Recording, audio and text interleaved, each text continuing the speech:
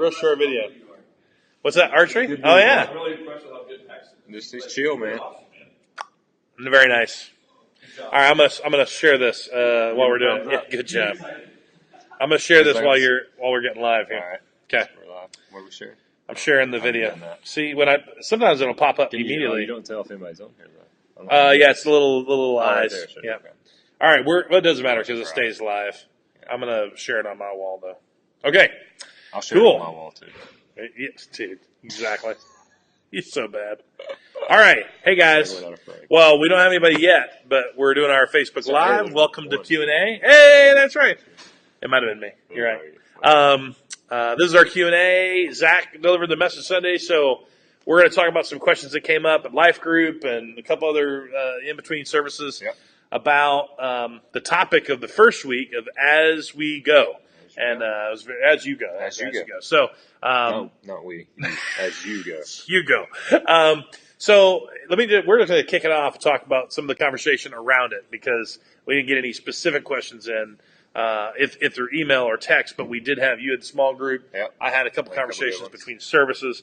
And a lot of it has to do with what Zach kind of kicked it off with, which is like, everything comes from this filter of how we view evangelism and what maybe our past has been or our culture has been.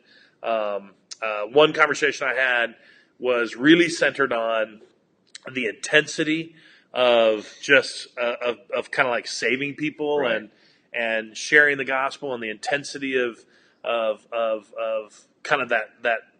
I would even say when I grew up, it was kind of the evangelism explosion era. You remember that Absolutely, era? like in the 80s, 90s. Yeah, and it was all like knocking on doors, and it was very intense in terms of your role and how you do it. And I'm not taking away the fact that maybe we've pulled away from that and we don't understand our role as well. But back then it was a little bit more intense, and so they were sharing about this intensity versus the way we talk about it being a little bit more, probably closer to, there was a time, a culture called the contagious Christian that came out. Yeah.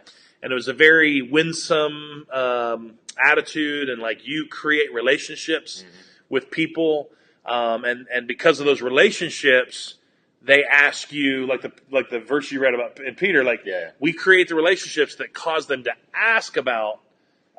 So when they ask, we should share. And I've heard people say stuff like, you preach the gospel with the life you live, not with the words you say. That's not actually true. There's no scripture that actually supports that. The gospel is the message we deliver. Yeah. It doesn't discount the life we live. That's a part of our testimony. But anyway, we had a quick conversation on Sunday morning, and I made that conversation. I made this comment. I said, honestly, it's one thing to take, we take God seriously, we take faith seriously, we take the mission He's called us to seriously, to humbly point everyone to absolute hope.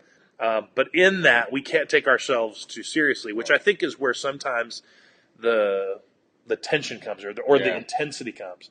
You made a comment about a similar thing about somebody they felt the weight of to convert someone. Well, for those of us that grew up, in churches that made, when I grew up, evangelism was less about a personal, relationship. Investing in people around us the way we term in our top five. It was more of very program driven, very programmatic in nature. And as a part of that program, you tell your story, you share your testimony, but ultimately you're driving toward a decision. And if there's no decision made, a lot of times you were left to feel like maybe evangelism didn't really happen.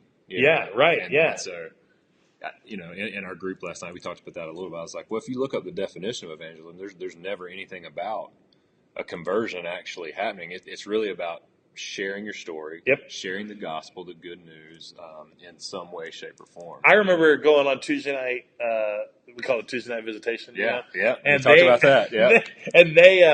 I remember them using the verse about shaking the dust off your feet, like one of those it was all a numbers game, knocking on X number of doors to have X number of conversations, and if somebody's not receptive, they use those verses about, Jesus said, just shake the dust off your feet, go to the next one. Yeah. They're not your concern. Right. And so it really became more of like I kind of used to think about somebody in the Baptist church where I grew up. It was very much like tick marks, like tallies. Yeah. Like we put a notch in our belt. That's how many I've done just today. Right.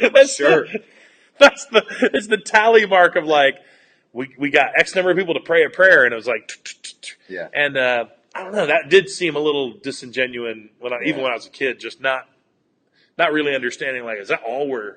It was very intense in terms of that. So when it's a fine line too of you want to give them the opportunity to respond, but I think you have to be sensitive in those moments too. Like, that shouldn't be the motivating factor of driving toward a decision. I think if you share your story and they continue to ask and they're say, open well, to it, or they're how do I begin that? Then the door's open, but it shouldn't be something that they feel pressured into, and on the flip side that you feel disappointed when it doesn't happen. Right. Those should not be the two feelings involved on either side. Right.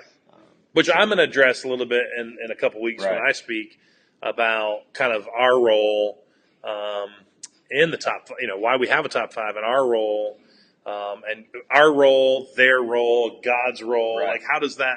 How should it all work together? So where you said there's the intensity doesn't have to be there, but the guilt doesn't have to be there either. When you didn't, nobody responded today, and nobody, and I think Johnny may share a little bit of that even Sunday with kind of his experience as well. What was one of the things you said that came up in group?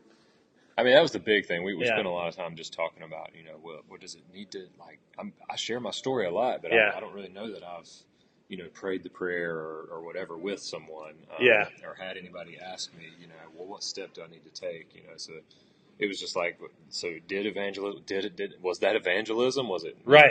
And, it's like I said Sunday, sometimes we're just a part of someone's journey. We're not the end destination. We're not the one where they finally put it all together. And like you said, you're going to talk about that a little bit in a few weeks. Well, I remember that verse about where even with Paul says it, right? Paul says, hey, I did this, or Peter sowed it, and I gave it some water, and God brought the increase. And there is even some scripture that talks about just the process of it. And I guess Zach and I and Don and all the staff, we've talked about this topic. Every year we approach this topic from a way of saying, how can we help everybody at Journey know that it's not only important, that understanding the spiritual connection of how it affects us in terms of our walk with Christ, because our vision is that we are transformed people. There's something that's already happened to us, and we're changing our friends' lives.